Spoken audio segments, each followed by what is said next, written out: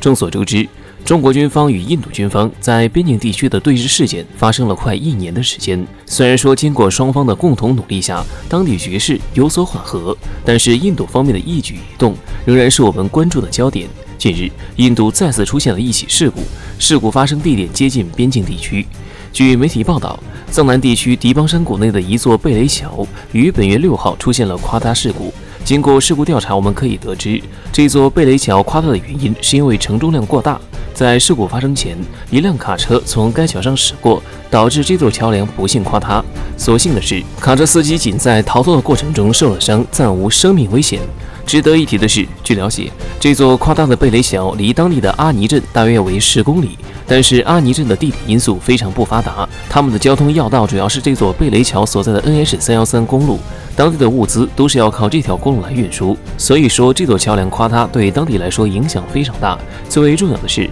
印度军方在这一地区还驻留了非常多的部队，调动部队以及部队物资的运送都要利用这座桥梁。由此可见，当地军方很有可能会进入到一个缺少物资的窘境当中。然而，这次并不是这座桥梁第一次垮塌，早在11年前，这座桥梁就垮塌过一次。当时印度方面使用了6个月的时间来修复这座桥梁。然而，令人没想到的是，由于物资紧缺，导致当地的物价一直在飞涨。可以预见的是，这次垮塌事件很有可能会再次导致当地物资飞涨。不得不说，印度的基建水平的确非常低下。此前，印度花费几十年的大坝就在开通没多久后就被大水所冲毁了。那么，印度方面建设的基础设施为什么会如此的不堪一击呢？对此，有相关人士做出了分析。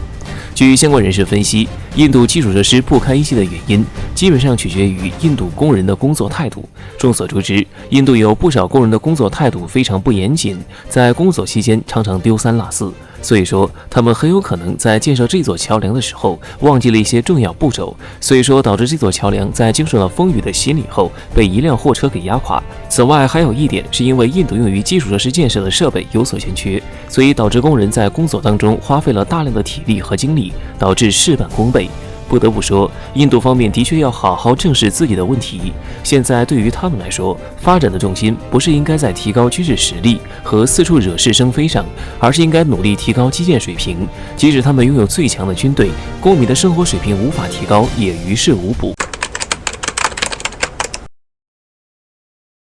近日，顿巴斯的上空被战争密云所笼罩着。乌克兰总统泽连斯基在俄乌冲突升级之后，首次与拜登通完电话，就决定对俄出招了。4月3号，乌克兰对顿巴斯亲俄武装发起了轰炸，并且使用的还是122毫米大口径火炮。据悉，这也是自2020年7月份乌东全面停火以来，乌克兰军方首次使用大规模杀伤性武器。不仅如此，有消息人士透露，乌军此次还出动了装有自爆装置的无人机。这些重型火炮和无人机对亲俄武装以及顿巴斯平民造成了严重打击，其中1名5岁男童因爆炸身亡。对此，顿巴斯亲俄武装忍无可忍，选择了以牙还牙，对乌军发起了反击，从而导致该地区局势骤然紧张了起来。在这个敏感时刻，泽连斯基为了鼓舞乌军士气，决定亲自赶赴前线视察。据央视新闻4月8号报道，泽连斯基在当天已经抵达顿巴斯，并接见了当地军人。乌克兰总统办公厅新闻处对此发表声明称，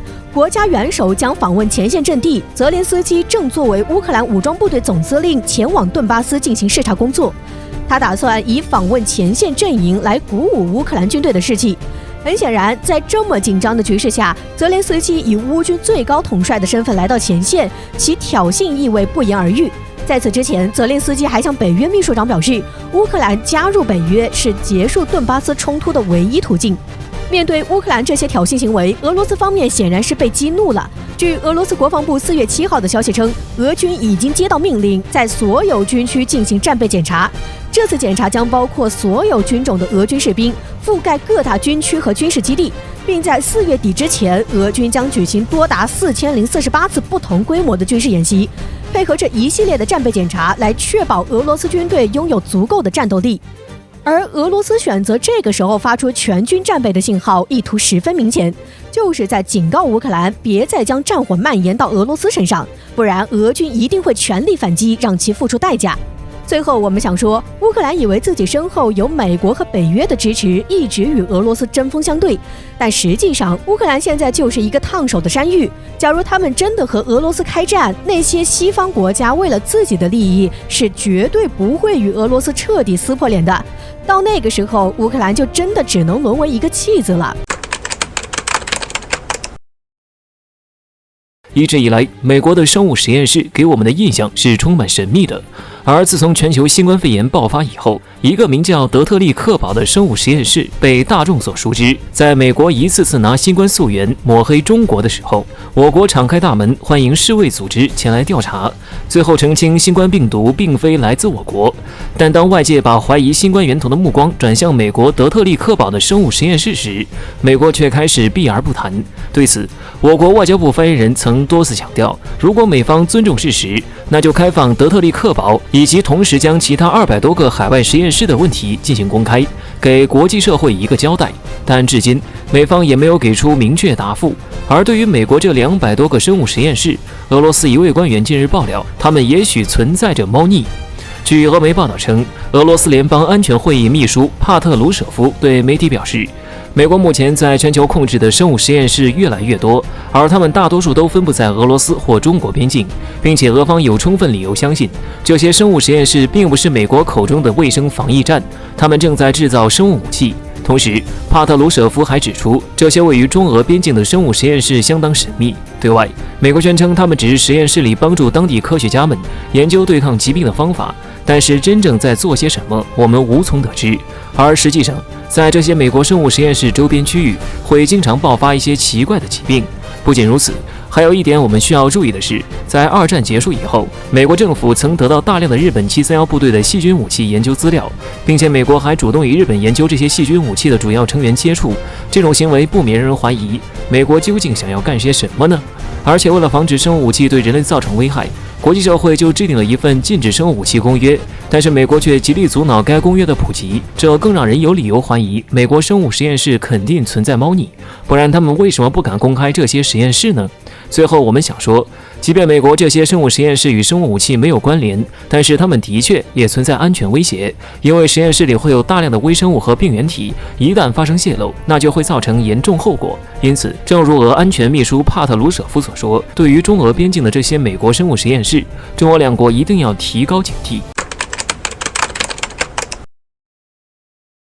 在4月11日上午，伊朗保密措施最严格的纳坦兹核设施内部出现了部分供电系统故障问题。这次的故障问题导致了伊朗的一些第一代离心机的损坏。在这件事情发生之后，伊朗外长称，他已经向联合国安理会致信，这种故意针对处于安全保障之下的核设施的行为是一种恐怖主义行径以及危害人类罪，有引发放射性物质泄露的高风险。对于这件事情，伊朗内部舆论普遍认为是以色列所为。在去年7月份，伊朗的核设施也曾经遭到轰炸。那么，如果真的是以色列做的，究竟是什么原因让以色列这么做？这么做最终想要达到什么目的呢？近来，美国正在与伊朗进行核谈判。此前经过几个月的僵持之后，近来似乎终于要有所进展了。此前，美国希望伊朗在他们生产浓缩铀的计划上退步，而伊朗则希望美国能够在对伊朗的严厉制裁上进行退步。但是当时双方都不愿意退步，并且当时中东局势再次复杂，也为谈判增加了许多的变数。不过近来美国方面松口称可以取消部分对伊朗的制裁，这也就意味着伊朗与美国之间的核谈判